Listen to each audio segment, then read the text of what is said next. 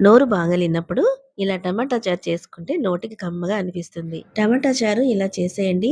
అన్నం కంటే చారే ఎక్కువగా కలుపుకొని తింటారు. ముందుగా టమాటాలని మధ్యకి కట్ చేసి టమాటాలు మునిగే వరకు వాటర్ పోసి 2 నిమిషాలు ఉడికించి స్టవ్ ఆఫ్ చేసేయండి. ఉడికిన టమాటా ముక్కల్ని వేరొక గిన్నెలోకి తీసుకొని టమాటాలు ఉడికించిన నీటిలో సరిపడా చింతపండు వేసేయండి. త్వరగా నానిపోతుంది. ఇప్పుడు టమాటాలు కొద్దిగా చల్లారిన తర్వాత తొక్కల్ని తీసేయండి. తొక్క తీసిన టమాటా ముక్కల్ని బాగా పిసికేయండి. అలాగే నానబెట్టిన చింతపండు కూడా పిసికేసి గుజ్జు తీసేయండి. చింతపండు పులుసులో పిసికిన టమాటా గుజ్జుని కూడా వేసేయండి. తర్వాత సాల్టు, పసుపు, పచ్చిమిరపకాయలు, కొత్తిమీర, కారం వేసి స్టవ్ మీద పెట్టి మరిగించండి.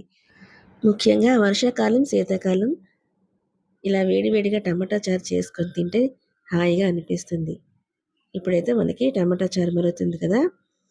ఇదిగోండి మరిగిపోయింది. ఇప్పుడిక పోపులు వేసుకుందాము. ముందుగా ఆవాలు వేసుకొని చిటపటలాడాక జీలకర్ర వేసుకోవాలి. అల్లం వేసుకోవాలి నెక్స్ట్. అల్లం చాలా ఇంపార్టెంట్ అండి. టమాటా చారుకి టేస్ట్‌నైతే అల్లం అనేది ఎక్కువగా ఇస్తుంది. అలాగే ఎండుమిరపకాయలు, వెల్లుల్లిపాయలు, ఉల్లిపాయ ముక్కలు, కరివేపాకు వేసి మరిగిన చారులో వేసేయండి. అంతే వేడివేడిగా టమాటా చారైతే రెడీ. ఈ వీడియో నచ్చితే లైక్ చేయండి, షేర్ చేయండి, కామెంట్ చేయండి అండ్ సబ్స్క్రైబ్ చేసుకోండి.